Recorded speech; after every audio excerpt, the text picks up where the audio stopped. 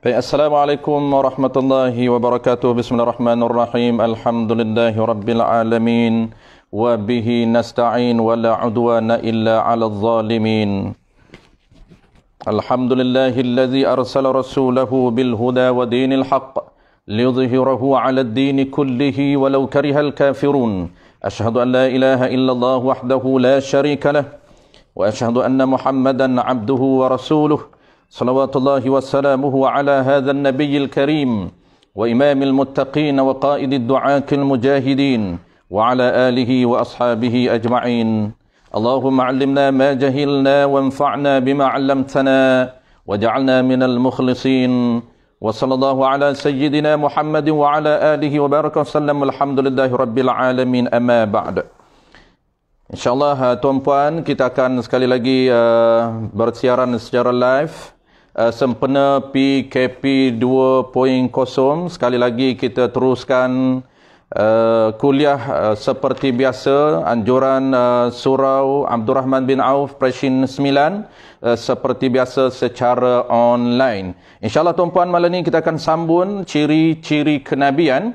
Ciri-ciri kenabian yang keempat. Malam ni last sekali, yang keempat dan yang kelima, iaitu harus. Ciri harus bagi Nabi sallallahu alaihi wasallam. Kita dah bahas 3 ciri sebelum daripada ini, ataupun 3 sifat kerasulan dan kenabian. 3 sifat yang wajib bagi Nabi dan 3 sifat yang mustahil bagi Nabi. Dan malam insya-Allah kita akan masuk sifat yang keempat yang wajib bagi Nabi, dan juga sifat yang keempat yang mustahil bagi Nabi.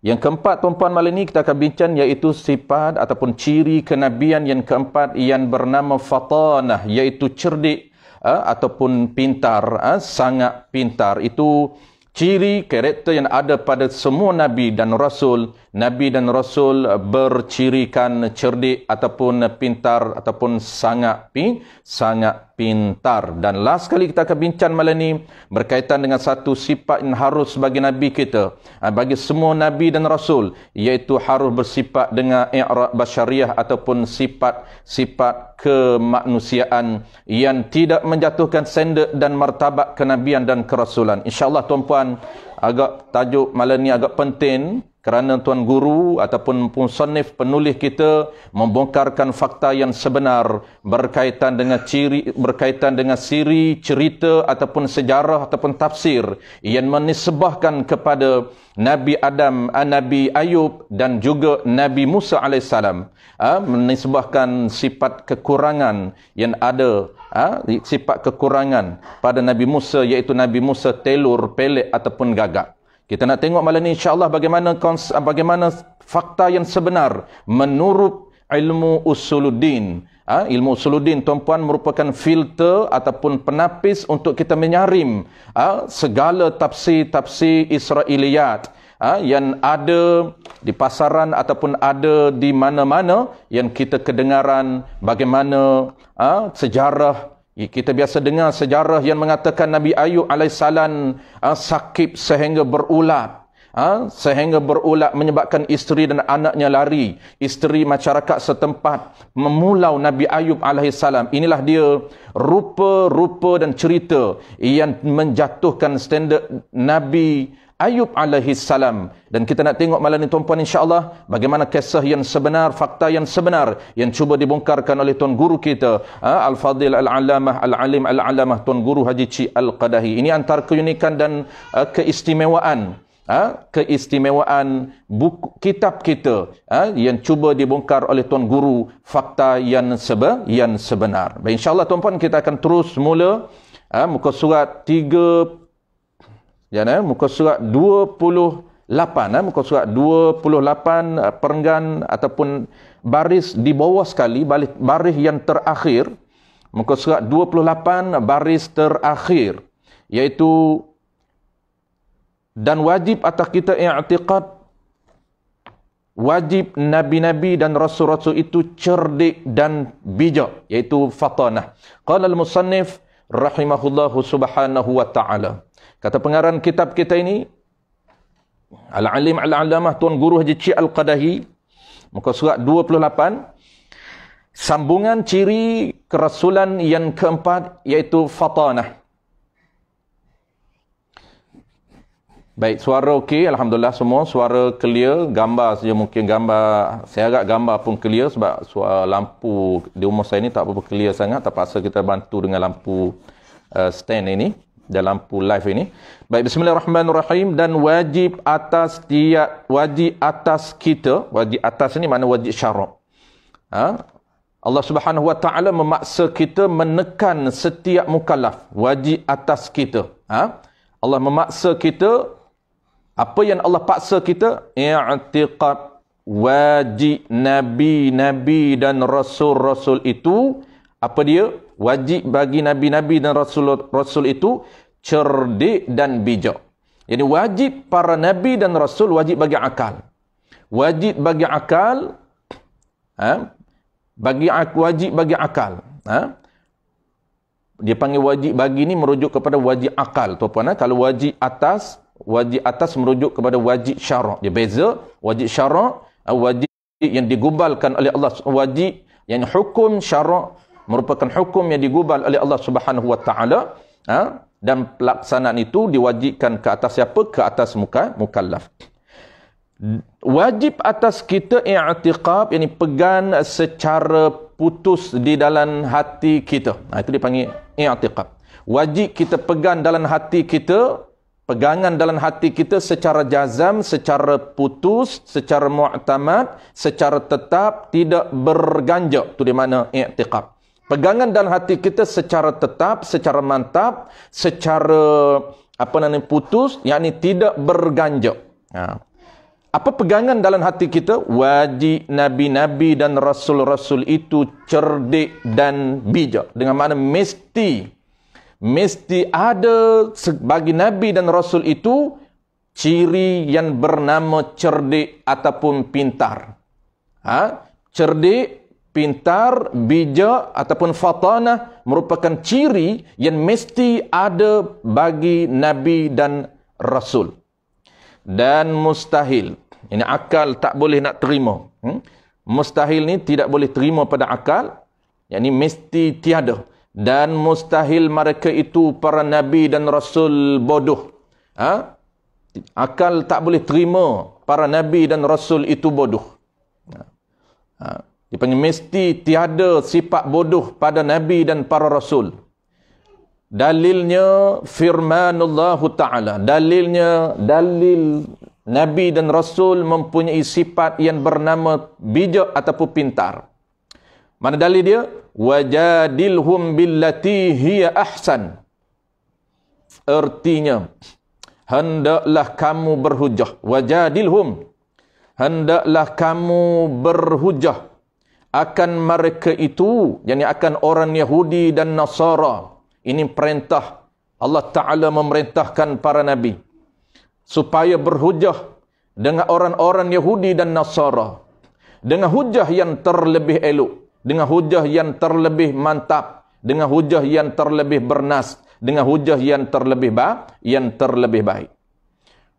Maka jika bodoh, nescaya tiada dapat hendak berhujah. Kalau Nabi kita tidak bersifat dengan sifat cerdik, maka Nabi kita tidak akan, para Nabi dan Rasul tidak akan mampu untuk berhujah dengan baik.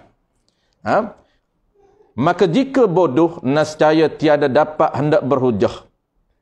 Kalaulah Nabi, segala Nabi dan Rasul ini bodoh, nescaya tidak mampu untuk berhujah dengan para Nabi, dengan orang-orang Yahudi dan Nasara. Maka tetaplah tafriq, baik kata Nabi kita ni tak bodoh. Jika Nabi kita ni bodoh, nescaya tidak dapat hendak berhujah, tak mampu berhujah. Maka tetaplah cerdik mereka itu. Maka tetap cerdik, yakni pintar berhujah mereka itu, segala Nabi dan Rasul, sehingga boleh mengalahkan pihak lawan. Ini banyak Allah Ta'ala merakankan perdebatan para Nabi dan Rasul dengan orang kafir yang dinakalkan oleh Allah Subhanahu Wa Ta'ala dalam Quranul Karim. Maka dan wajib atas kita i'tiqad, harus bagi Nabi-Nabi dan Rasul-Rasul itu bertukar, ganti di dalam sifat-sifat yang bangsa manusia.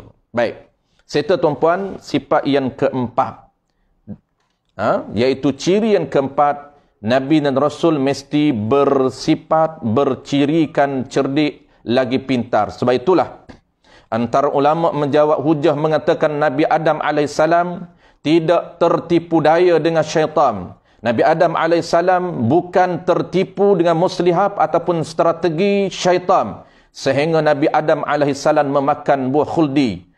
Kenapa? Salah satu hujah yang digunakan oleh para ulama dalam mazhab kita Ahlussunnah wal Jamaah, salah satu ciri yang ada pada Nabi kita selain daripada amanah. Yang kita bahas sebelum daripada ini, tuan-puan, Nabi ini bersifat dengan amanah. Yang pertama siddiq, yang kedua amanah. Amanah ini, Nabi kita ini orang yang boleh dipercayai. Apa makna orang yang boleh dipercayai? Makna amanah ini orang yang akan melaksanakan segala perintah Allah Ta'ala dan meninggalkan segala larangan Allah Subhanahu Wa Ta'ala. Itu maksud amanah. Dia amanah menjaga hukum Allah Ta'ala. Kalau hukum itu dalam bentuk larangan, maka Nabi kita sama sekali tidak akan melanggar larangan Allah Subhanahu Wa Ta'ala, kerana Nabi kita amanah.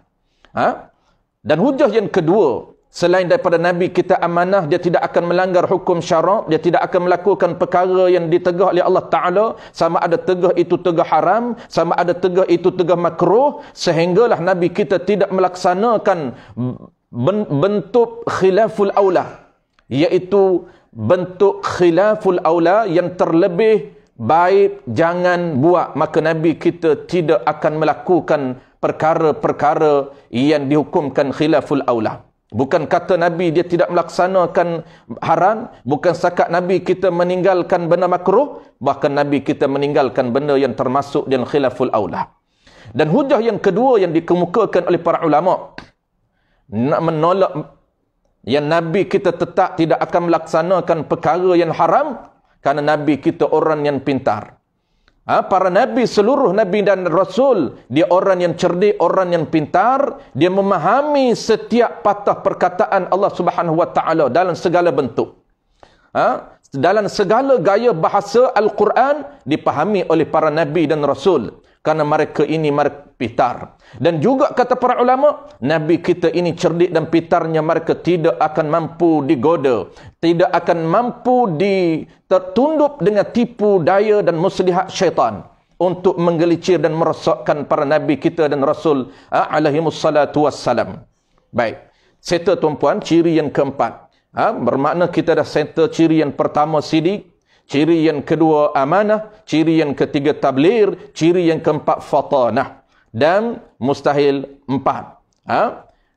Yang last sekali, yang kesembilan, iaitu Nabi kita, segala para Nabi dan para Rasul bercirikan harus, dia mempunyai sifat, dia harus bersifat dengan sifat kemanusiaan. Ini antara tajuk yang penting yang kita akan bincang pada malam ini tuan-puan, untuk membongkar fakta yang sebenar di sisi ilmu usuluddin, berkaitan dengan ayat-ayat mutasyabih, berkaitan dengan cerita dan sejarah ataupun tafsir-tafsir yang ada unsur-unsur Israiliyat yang menisbahkan kekurangan kepada para Nabi dan Rasul alaihimussalatu wassalam.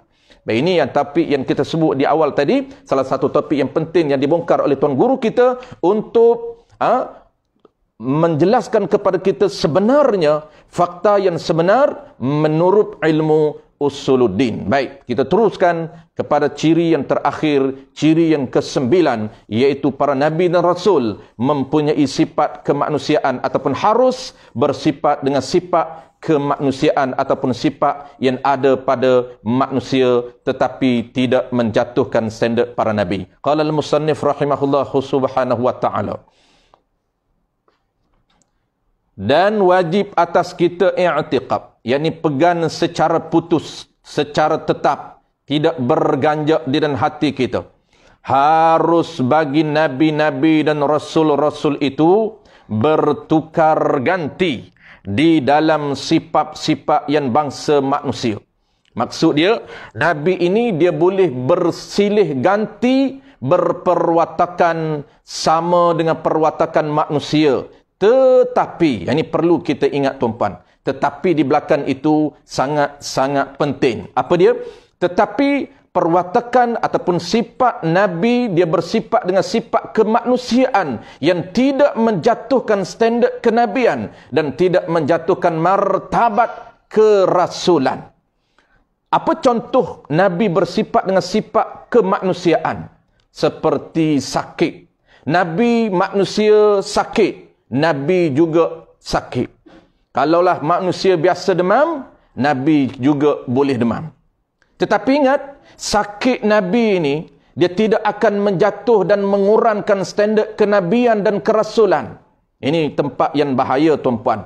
Sekiranya kita pegang secara umum, kalau manusia sakit, Nabi pun sakit, ya. Tetapi ingat, sakit Nabi, sakit yang biasa, yang bukan sama dengan sakit kita. Maksud dia, sakit yang tidak menjatuhkan standard para Nabi. Kalau Allah Ta'ala jaga Nabi ini, dia tidak akan menjatuhkan standard maruah dia ataupun martabat dia. Sakit yang teruk sehingga manusia lari. Sakit yang teruk sehingga dipulaukan oleh anak isteri. Sakit yang teruk sehingga dipulaukan oleh masyarakat setempat. Maka ini dijaga oleh Allah Ta'ala. Nabi tidak akan, Allah Ta'ala tidak akan menimpakan musibah terhadap Nabi sehingga menjatuhkan standard Nabi. Kenapa? Kerana perlu kita ingat, di dalam ilmu akidah, pegangan kita mesti jelas bahawasanya wajib kita i'tiqad dan hati kita pegang secara putus, secara mu'tamad, secara tetap, tidak berganjak dan hati kita. Para Nabi dan Rasul bersifat dengan sifat kemanusiaan yang tidak menjatuhkan standard para Nabi. Itu yang paling penting. Mana contoh dia tuan-puan?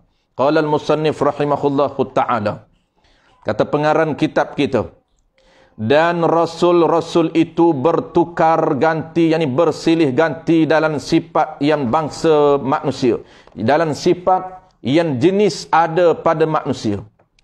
Tapi yang sifat bagi bangsa manusia, yang tiada jadi cacat cedera dan yang tiada jadi kekurangan pada martabat mereka itu para Nabi dan Rasul. alaihimus salatu wassalam. Ini tempat yang perlu kita jaga. Sungguh pun dia bersifat dengan sifat yang ada pada manusia, seperti sakit, seperti sedih, seperti suka, seronok, bahagia, tetapi tidak menjatuhkan standard kenabian dan kerasulan. Dan tiada cacat dan tiada cedera dan tiada kekurangan mereka itu pada kejadiannya, pada kejadian para nabi dan rasul. Ini antara benda yang kita perlu pegang dalam hati kita. Allah Ta'ala mencipta para nabi dan rasul, kejadian yang paling sempurna. Tubuh badan dia kamil, yang sempurna. Insan kamil ini hanya ada pada para nabi dan rasul, tidak ada pada manusia biasa, walaupun kita menggunakan ayat insan kamil. Biasa orang guna, kita nak melahirkan insan kamil, sebenarnya kita tidak mampu untuk menjadikan sempurna, menjadikan manusia sempurna seperti sempurnanya para nabi dan rasul. Nabi ni kejadian dia Allah Ta'ala cipta para nabi dan rasul sempurna dari semua aspek. Sama ada aspek kejadian fizikal nabi sempurna. Dia akan jelaskan satu persatu. Tubuh badan nabi sempurna, anggota tubuh badan nabi juga sempurna, dan juga kejadian dalaman. Nafsu nabi adalah nafsu yang sempurna. Nafsu yang paling tinggi yang dinamakan nafsu kamil, nafsu kamilah hanya ada pada nabi dan rasul, tidak ada pada manusia biasa. Inilah kita sebut kejadian para nabi ini dari semua aspek nabi kita ini sempurna. Dia detailkan yang kata sempurna nabi kita ini meliputi kejadian nabi kita sempurna. Tuan Guru detailkan tubuh badannya. Jadi tubuh badan Nabi sempurna. Tubuh badan Nabi paling sempurna, ketinggian dia paling sempurna. Nabi kita tidak terlalu tinggi. Nabi kita tidak terlalu rendah. Badan dia sangat sempurna. Dan segala anggotanya, anggota para Nabi dan Rasul sangat sempurna. Bukan saja sempurna, tetapi sangat sempurna. Nabi kita cantik. Bukan saja Nabi kita cantik, tetapi Nabi kita sangat cantik. Walaupun kita biasa dengar Nabi yang paling cantik ialah Nabi Yusuf alaihi salam. Kita biasa dengar sejarah. Bagaimana sejarah memaparkan kepada kita Nabi yang paling handsome ialah Nabi Yusuf alaihi salam. Tetapi Nabi kita sallallahu alaihi wasallam paling cantik daripada segala para nabi dan rasul-rasul yang lain. Nabi kita, muka dia paling cantik, badan dia paling cantik, dan segala perangainya sempurna. Nabi dan rasul ini segala perangai, segala karakter dia dan perwatakan nabi kita ini, para nabi dan rasul ini sempurna. Sabar nabi, sabar yang sempurna. Sabarnya nabi kita ini tuan-puan, sabar yang sempurna yang tidak ada pada manusia biasa. Semua perwatakan amalan batin nabi, karakter dalaman nabi, perangai dalaman nabi sempurna, tidak ada pada manusia biasa. Itu perlu kita i'tiqad. Kita perlu kita i'tiqad, perlu kita pegang dalam hati kita, sabar Nabi tak sama dengan sabar kita. Kenapa? Kerana sabar Nabi sempurna, ia tidak sama dengan sabar kita. Tidak sama dengan sabar para orang yang saleh, tidak sama para sabar para wali Allah, tak sama. Dan segala perangainya, perangai Nabi dan Rasul, zahirnya dan batinnya. Perangai zahir dan juga perangai batinnya, batin Nabi sallallahu alaihi wasallam. Kerana wajib bagi mereka itu. Kerana wajib bagi mereka itu bersifat dengan segala sifat kesempurnaan manusia. Wajib bagi mereka itu jadi wajib akal, bukan wajib syarak. Wajib bagi mereka itu bersifat dengan segala sifat kesempurnaan yang ada pada manusia biasa. Inilah tempat yang perlu kita jaga. Jangan kita terpengaruh dengan statement yang mengatakan Nabi sama dengan manusia biasa. hanya dibezakan wahyu semata-mata. Maka ini satu statement yang sangat-sangat salah mengikut sisi pandang agama kita. Lebih-lebih lagi menurut ilmu usuluddin. Kenapa tuan-puan? Kerana Nabi kita ini, dia luar biasa. Dia tak sama dengan manusia biasa. Cuma dia berperangai, berperwatakan seperti perwatakan manusia biasa. Tetapi dia perwatakan, perangai yang tidak menjatuhkan standard kenabian. Tanbihun. Ini tempat penutup tuan-puan. Tanbihun yang pertama, dia ada dua tanbih. Kita akan baca satu tanbih saja. Malam ini, insyaAllah tanbih satu lagi itu kita akan letak, dia akan datang. Baik, tanbihun ini insyaAllah tuan-puan kita akan bincang. Satu fakta yang dikongsi oleh tuan guru kita. Fakta yang sebenar menurut ilmu usuluddin. Sebagai filter untuk menapis segala maklumat yang kita terima berkaitan dengan para nabi dan rasul.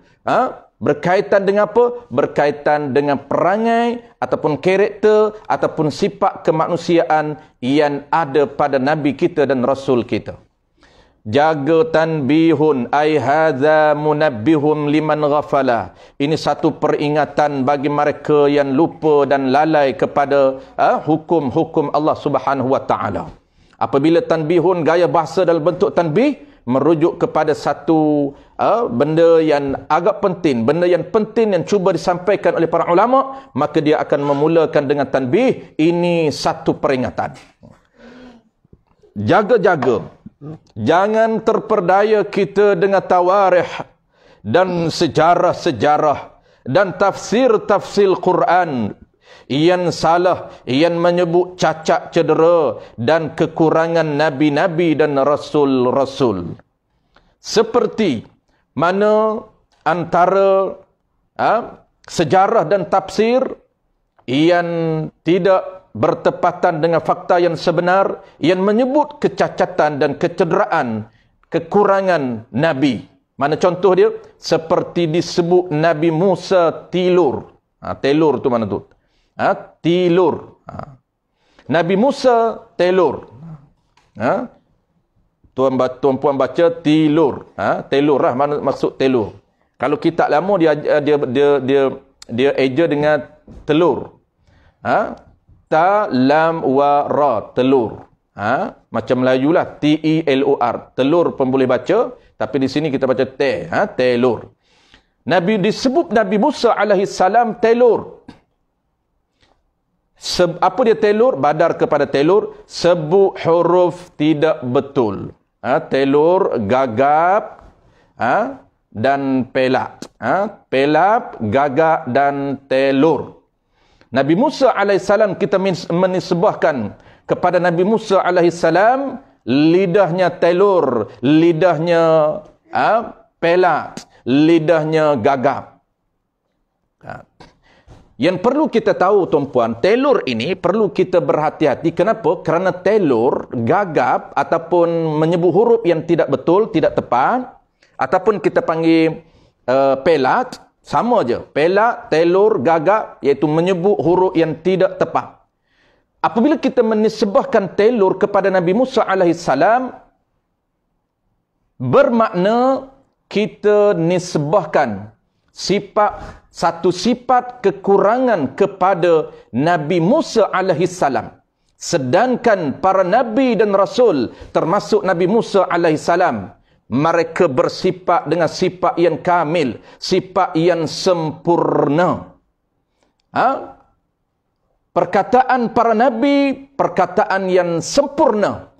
Bahasanya fasih, seluruh para nabi bahasanya sempurna, bahasanya fasih, lidahnya sempurna, pendengarannya sempurna, matanya, penglihatannya sempurna, hidungnya sempurna, tangannya sempurna, seluruh anggota lain sempurna. Mana mungkin kalau kita i'tiqad Nabi, seluruh Nabi dan Rasul, jasad dia sempurna, seluruh anggota yang sempurna, tiba-tiba kita i'tiqad Nabi, kamil jasadnya, anggotanya, perangainya, tiba-tiba kita nisbah satu sifat yang kekurangan kepada Nabi. Dalam masa yang sama kita i'tiqad Nabi, seluruh para Nabi sempurna zahir dan batin. Bermakna tuan-puan, sedar ataupun tidak kita menisbahkan ataupun kita merungkai i'tiqad kita pada awalnya. Kita berpegang dalam hati kita. Kita mengatakan bahawa para Nabi dan Rasul sempurna zahir dan batin.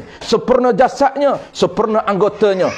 Semua anggotanya sempurna. Tidak ada satu pun anggota para Nabi dan Rasul lemah, cedera ataupun kekurangan. Kalau kita mengatakan lidah dia ini tidak tepat menyebut huruf, bermakna lidah Nabi, satu anggota yang ada pada Nabi, tidak kamil, tidak sempurna. Kita nisbahkan cacat, cedera ataupun menyebut huruf yang tidak tepat. Ini perlu kita sedar, perlu kita perasan. Dalam masa yang sama, kita telah merungkaikan akidah kita. Kita merungkaikan pegangan kita yang mantap tadi. Kita mengatakan seluruh jasad Nabi dan anggota Nabi sempurna. Inilah pun kata kunci, tuan-tuan, ataupun kuncinya. Kita menisbahkan kekurangan pada Nabi boleh menyebabkan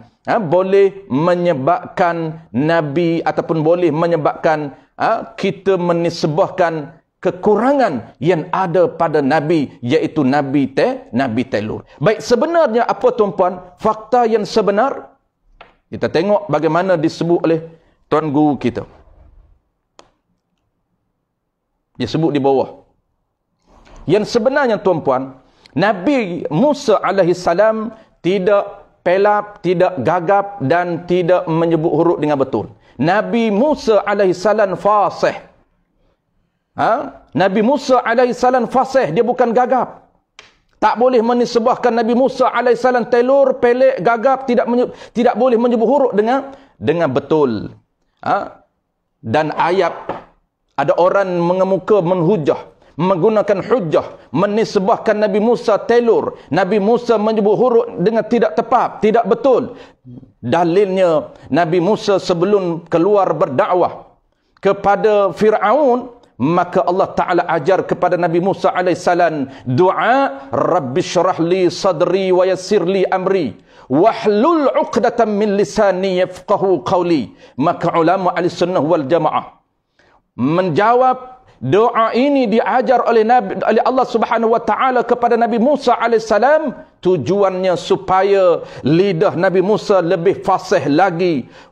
Walaupun lidahnya telah fasih, lidahnya sudah fasih, tetapi Nabi ajar kepada Nabi Musa supaya baca doa ini supaya lebih lagi fasih lidah Nabi Musa alaihissalam. Walaupun sudah fasih tetapi bertambah lagi fasih. Di samping ayat ini, selain daripada pengajarannya untuk seluruh umat, Nabi kita Muhammad sallallahu alaihi wasallam. Dan ada orang yang mengatakan, ulama menolak dakwaan yang ada orang mengatakan cerita bagaimana punca Nabi Musa alaihissalam lidahnya telur, lidahnya gagak. Punca kerana seketika ataupun semasa kecil Nabi Musa alaihissalam ketika mana diuji oleh bapa tirinya Fir'aun. Kerana Nabi Musa ini anak angkat kepada Fir'aun. Nabi Musa dibela oleh isteri Fir'aun, Siti Asyah. Dan Fir'aun ini dia nak uji sama ada kanak-kanak ini bakal akan menentang kerajaan Fir'aun.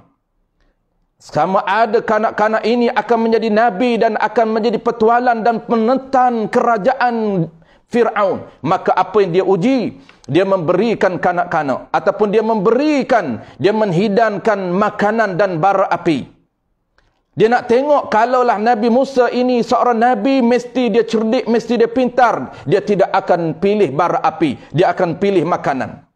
Apabila dihidangkan oleh Fir'aun, lalu Nabi Musa alaihissalam nak sambar makanan, lalu ditepis oleh Jibril alaihissalam, sehingga Nabi Musa mengambil bara api, lalu Nabi Musa makan bara api. Kesam daripada makan bara api ketika kecil, sehingga besar Nabi Musa dewasa.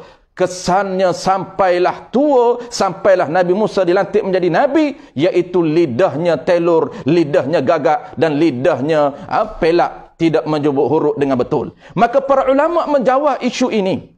Ulama mengatakan Nabi Musa alaihissalam memakan bara api tidak menjejaskan lidah Nabi Musa alaihissalam.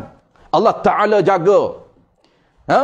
Allah Ta'ala jaga tidak memberi kesan kepada lidah Nabi Adam, Nabi Ayub, Nabi Musa alaihissalam. Sedangkan kata para ulama, Nabi Ibrahim alaihissalam bukan lidahnya dilontar ke dalam api, tetapi seluruh jasad Nabi Ibrahim, seluruh badan Nabi Ibrahim dilontarkan ke dalam api raksasa, gergasi, tapi sedikit pun tidak menjejaskan Nabi Ibrahim alaihissalam, walaupun seurat bulu, kata para ulama, tidak terbakar. Allah jaga jasad Nabi Ibrahim alaihissalam daripada terbakar. Kalaulah Nabi Ibrahim alaihissalam jasadnya Allah boleh jaga, maka kata para ulama, begitu juga Nabi Musa alaihissalam yang memakan bara api ketika kecil, sedikit pun tidak memberi kesan kepada lidah Nabi Musa alaihissalam. Inilah dia fakta yang dijawab oleh para ulama untuk menolak da'iyah dan cerita unsur-unsur Israiliyat yang ada di dalam tafsir, yang ada di dalam sejarah, yang ada di dalam tawarikh, yang mesti kita tapis dengan ilmu akidah supaya ayat mutasyabih ataupun ayat-ayat yang ada kesamaran Nabi dan Rasul ini cacat, cedera, kekurangan, mesti kita takwil ayat tersebut. Kenapa? Kerana pegangan kita dari segi ilmu akidah mesti kita pegang, dan hati kita, para Nabi dan para Rasul bersifat dengan sifat yang ada pada manusia, tetapi tidak mengurangkan, tidak mengurangi, menjatuhkan darjat para Nabi dan Rasul. Itulah kunci yang mesti kita pegang dalam hati kita. Baik, terus yang kedua tuan-puan. Nabi yang keduanya, fakta yang kedua Nabi Ayub alaihissalam. Seperti disebut Nabi Musa telur, iaitu sebut huruf tidak betul. Dan contoh yang kedua, Nabi Ayub sakit cabuk. Cabuk ni apa dia tuan-puan? Badal dia berulat kepala. Itu makna makna cabuk. Apa kita biasa dengar, Nabi Ayub alaihissalam ditimpa penyakit yang dahsyat, sehingga sakitnya berulat. Dan ada tambahan lagi, jatuh ulat keluar daripada kaki Nabi Ayub, daripada kepala Nabi Ayub. Maka Nabi Ayub kutik ulat-ulat yang keluar masuk balik, kutik masuk balik. Dia nak menggambarkan bahawa kepribadian Nabi-Nabi ini sangat unggul, sehingga tidak akan membunuh binatang walaupun ulat. Dia akan memberi makan, kerana ulat berada dalam daging kita yang buruk. Daging yang buruk itu menjadi makanan ulat, dan tak sampai hati Nabi Ayub nak bunuh ulat. Bahkan ulat keluar, dikutik masuk balik tempat buruk dia. Begitulah cerita, kisah yang dipaparkan kepada kita. Dalam masa yang sama, sedar ataupun tidak kita, di sebalik satu angle yang lain, satu sudut yang lain, cuba digambarkan kepada kita dari satu sudut lain. Sebenarnya kita, perasan ataupun tidak, sedar ataupun tidak, kita telah menisbahkan satu sifat kekurangan kepada Nabi Ayub alaihissalam, iaitu sakit yang boleh menjatuhkan martabat para Nabi dan Rasul. Mana jatuhnya martabat? Sakit yang dipulau oleh keluarganya. Sakit yang amat dahsyat sehingga anak isteri dia lari, tak sanggup untuk berada bersama-sama dengan Nabi Ayub alaihissalam. Yang sebenarnya tuan-puan, yang diceritakan oleh musannif kita, yang diceritakan oleh tuan guru kita, sakit Nabi Ayub alaihissalam bukan sakit yang dahsyat. Sakit yang ringan disebut di dalam kitab lain. Sakit yang ringan, bukan sakit yang teruk sehingga berulat, tidak. Sakit yang ringan yang tidak sampai berulat, tidak sampai menjatuhkan martabat dan standard kenabian. Itu yang sebenar. Dan sakit itu pula, sakit yang ringan yang tidak menjatuhkan martabat kenabian, lagi pula ketika mana dia sakit itu Nabi Ayub telah selesai melaksanakan peranan dan tugas Nabi yang diamanahkan oleh Allah Subhanahu wa taala. Apabila dia sakit itu kata para ulama, ketika mana Nabi kita telah selesai melaksanakan tugas menyampaikan dakwah kepada kepada umat Nabi Ayub alaihissalam. Ustaz Roy tanya apa? Tawarikh tu apa Ustaz? Baik, tawarikh itu cerita sama dengan sejarah. Cuma tawarikh dia lebih spesifik kepada masa. Fakta, sejarah, sejarah pun sejarah, tapi tawarikh ni lebih nisbah kepada apa? Nisbah kepada periwayatan berkaitan dengan masa. Contoh tahun bila, masa bila. Umumnya tawarikh kita panggil sejarah. Umumnya sejarah. Tapi kalau nisbah kepada pengkisahan ataupun story yang berkaitan dengan fakta masa, tempat, masa dan tempat, itu kita panggil tawarikh. Tapi umumnya sama, iaitu sejarah. Nabi Ayub sakit cabuk berulat kepala. Dan yang ketiga, contoh yang ketiga, Nabi Ishaq, Nabi Yaqub buta. Ini pun sama tuan-puan. Kita kena tahu fakta yang sebenar. Nabi Yaqub ini, yang ketiga, Nabi Yaqub ini buta. Sebenarnya, Nabi Yaqub ini tak sampai peringkat buta. Kata para ulama, Nabi Yaqub dia tak nampak mengkelabu. Dia bukan buta, tapi dia tak nampak jelas, penglihatan yang kabur, penglihatan yang tak jelas. Dia hanya orang panggil bahasa kita panggil kelabu saja. Dengan sebab menangis yang banyak apabila anaknya Nabi Yusuf alaihissalam dibuang oleh abannya di dalam telaga. Dan tuan-puan pun biasa dengar kisah ini. Akhirnya Nabi Yusuf ini ketika mana dia menjadi gubernur di Mesir, lalu dia menghantar balik, dia mengirim pakaian dia kepada abang dia, dan dia pesan supaya beri kepada ayah dia, yakni Nabi Yaqub, dan gunakan pakaian itu buat sapu mata. Ini mukjizat Nabi Yusuf alaihissalam, sehingga mana ayah dia sembuh daripada penglihatan yang kabur. Maka orang yang berkata yang demikian itu, dia mengatakan Nabi Musa telur gagap, dia mengatakan Nabi Ayub sakit berulat, dia mengatakan Nabi Yaqub buta. Itu makna yang demikian itu ialah orang yang Allah Ta'ala laknat akan mereka itu. Apa dia laknat? Kutub, yakni Allah Ta'ala mengutuk mereka itu. Apa dia mengkutukan Allah Ta'ala?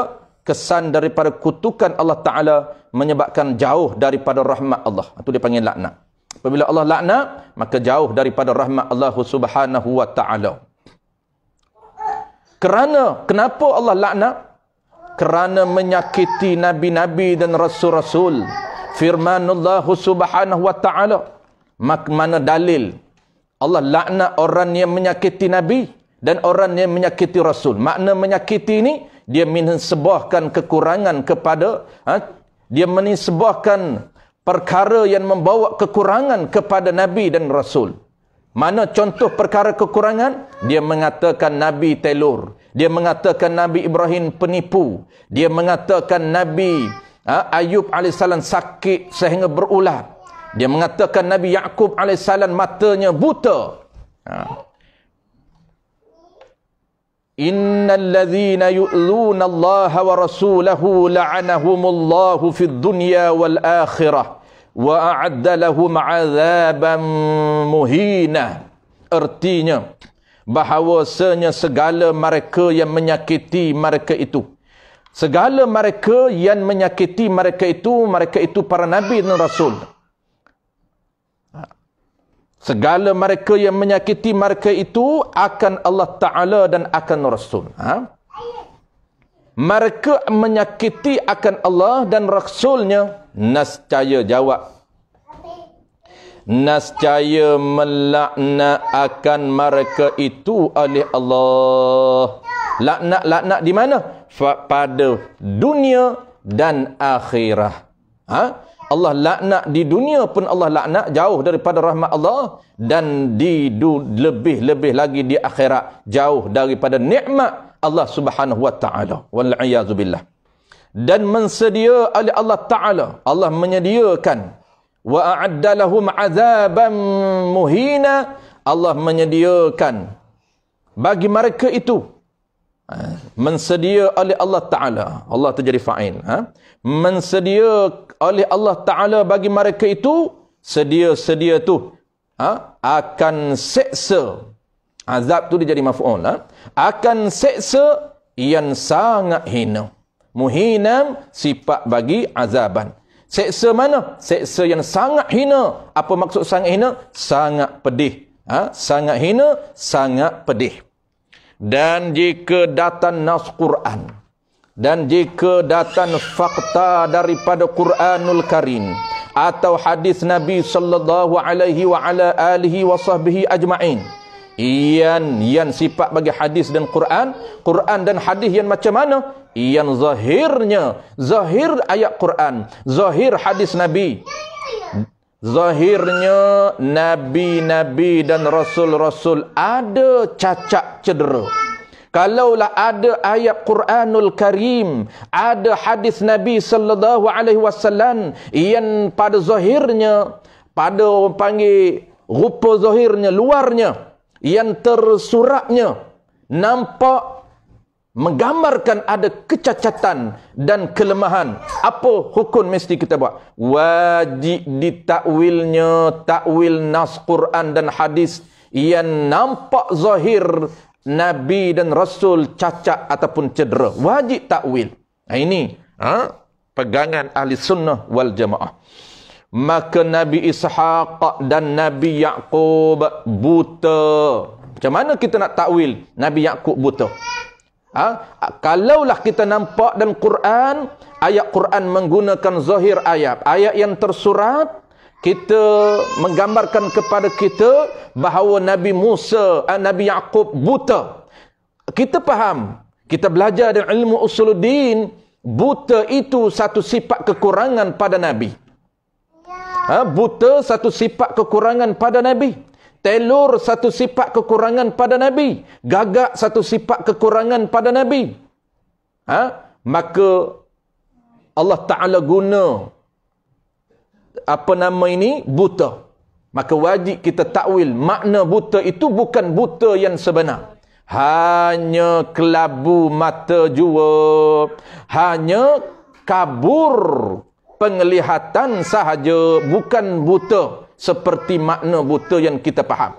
Itu kita mesti takwil. Allah kata Nabi Yaqub AS menangis sehingga buta matanya, dengan maksud sehingga kelabu, sehingga kabur penglihatannya. Itu wajib kita takwil. Itu penting peranan ilmu usuluddin untuk menyelamatkan akidah kita. Sebab itu tuan-puan, saya selalu sebut untuk kita orang panggil terjun dalam bidang pentafsiran Quran. Sebelum kita terjun dalam bidang tafsir hadis, mesti kita mantap ilmu asas. Mesti kita mantap ilmu nahwu saraf, balaghah, mantip usuluddin, fiqh dan tasawuf. Ilmu usuluddin, ilmu fiqh, ilmu tasawuf adalah ilmu teras. Teras ini sebagai apa tuan-puan? Sebagai filter, sebagai penapis kepada segala ilmu lain.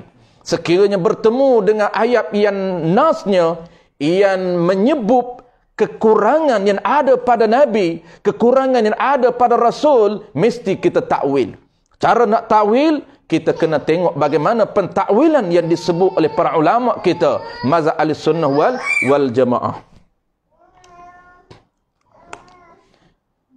Dan Nabi Ayub bukan cabuk. Apa kita nak takwil? Sekiranya bertemu dengan hadis Nabi, bertemu dengan ayat Quran, pada zahirnya mengatakan Nabi Ayub sakit sehingga berulap, sehingga busuk. Macam mana nak takwil? Hanya jadi kudis sedikit jua. Kita kena takwil sakit teruk yang ada pada Nabi Ayub bukan sakit teruk, bukan sampai peringkat berulat, tetapi sakit yang sedikit, kudis yang sedikit, yang tak sampai level berulat. Berkata Asy-Syaikh Al-Marzuqi di dalam Aqidatul Awam, wa jaizu fi haqqihim min 'aradi bighairi naqsin ka khafifil maradi, idafah sifat lil mausuf. Artinya, dan yang harus pada zat mereka itu nabi-nabi dan rasul-rasul. Nabi-nabi dan rasul badal kepada mereka itu. Fi haqqihim min 'aradi bighairi naqsin. Wa jaizu fi haqqihim, dan harus pada zat mereka itu. Haqqihim, pada hak mereka itu. Siapa haqqihim tu? Nabi-nabi dan rasul-rasul itu bertukar ganti dalam sifat manusia yang tiada jadi kekurangan, yang silih berganti tetapi tidak mengurankan martabat dan standard mereka itu. Mana contoh? Seperti sakit yang ringan. Sakit para nabi sakit, para nabi deman, para nabi rasa sedih, para nabi kita rasa bahagia, rasa happy. Tetapi sakit para nabi, sakit ringan, bukan sakit yang teruk. Betullah tuan-puan, nabi kita selalu saya sebut, nabi kita Muhammad sallallahu alaihi wasallam tidak pernah sakit. Kalau nabi kita ni dia saja biasanya demam sikit saja. Dia tidak pernah sakit yang teruk. Nabi tidak menghidap sakit yang kritikal. Tidak. Nabi tidak ada penyakit kronik. Nabi bebas daripada sebaran penyakit. Itu nabi kita. Seperti sakit yang ringan. Bermula dalil harus bagi mereka itu i'ra' basyariyah. Itu dilihat oleh orang yang semasa dengan mereka itu. Mana-mana dalil Nabi ni ada perangai yang harus bagi Nabi berperangai, berpuatakan kemanusiaan. Sama dengan perangai manusia. Sakit, deman, sedih. Mana dalil dia? Dilihat oleh orang yang semasa dengan mereka itu. Mereka itu para Nabi dan Rasul. Ada begitu pada mereka itu. Dan sampai kepada kita khabar mutawatir. Khabar mutawatir ni cerita yang berhubun sampai kepada kita. Itu dia panggil khabar mutawatir. Tidak, kita panggil apa? Tidak mungkin untuk semua orang sepakat mengatakan, sepakat berbohong. Itu dia panggil khabar mutawatir. Sama orang cerita. Nabi ni berpuatakan begini, Nabi begini, Nabi berpuatakan i'ra' basyariah, Nabi i'ra' basyariah, Nabi berpuatakan manusia. Tu paling i'ra' basyariah. Semua orang pakat cerita. Maka tak mungkin semua orang untuk pakat berbohong. Tu dia panggil dalil. Yang kata Nabi ni berperangai seperti perangai manusia.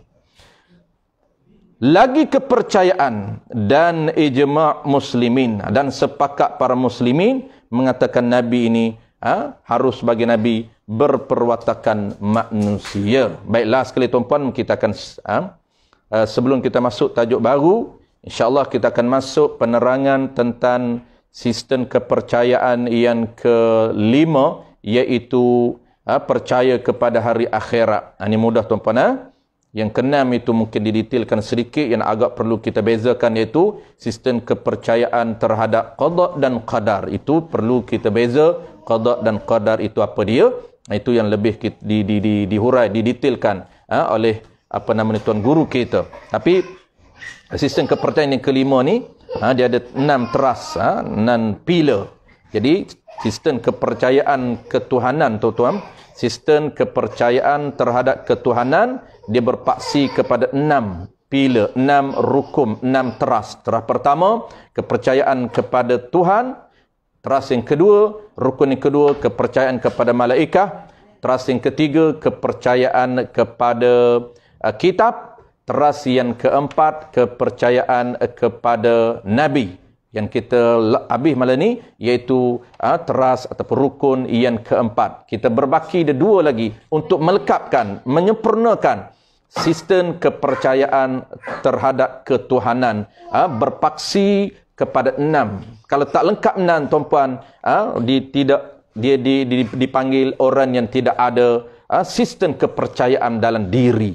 Nak tak terbentuk, tak terbina kepercayaan yang lengkap dan sempurna tanpa 6 paksi, tanpa 6 pilar ataupun tanpa 6 rukun. Jadi kita insya-Allah minggu depan ataupun bulan minggu yang keempat tuan-puan, kita akan sambung sistem kepercayaan terhadap ketuhanan yang kelima, iaitu percaya kepada hari akhirah, hari terakhir, hari yang tidak ada hari selepas daripada hari tersebut. Belas sekali tuan-puan, saya tak bercadar nak baca malam ni. Kita akan tangguh bulan depan atau minggu depan, minggu akan datang, iaitu tanbihum, siapa i'tiqad atau berkata Nabi Muhammad kalah perang. Sebab apa saya tak nak baca malam ni? Kerana ini perlu kepada huraian sedikit. Siapa yang i'tiqad Nabi kalah perang di dalam peperangan Badar, maka boleh memberi kesan kepada akidah mereka. Kenapa? Kerana nisbah kepada Nabi sifat kekurangan.